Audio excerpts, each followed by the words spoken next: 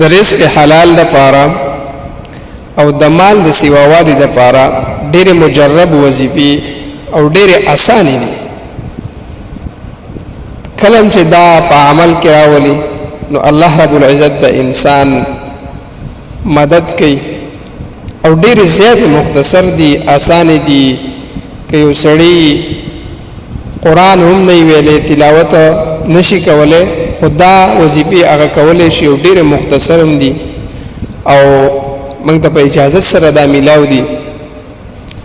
کم یو انسان دا وایي چې زما مال سیوا شي، غربت یې ده، خپل ضرورت د نه پوره کیږي، طالب دی د مدرسې خو ضرورت یې نه پوره کیږي، سټوډنټ دی د سکول کالج او داغه ضرورت دي هغه کې لګي تعلیم کې نه پوره کیږي.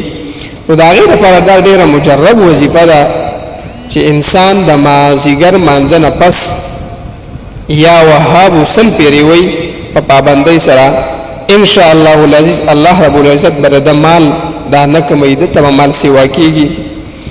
او د رزق تنګي چې چاته چې دا په رزق کې وسعت راشي د هغه د سیوا کولو د پاره دا د ماخام منځنه پس 101 پیری الله الصمد دا وظیفه کول پکار دي.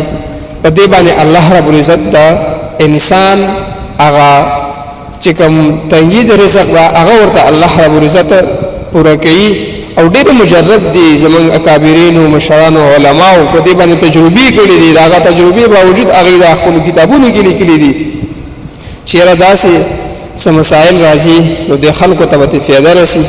نو ډېر آسان وظیفې دي، ډېر مختصر وظیفې دي، په هر حالت کې او په هر ټیم کې دا کول شي. په ناستا ولاړه باندې چې مازیګر مون سړی وکي مختصر نو 100 پیری یا وهاب دا تقریبا چې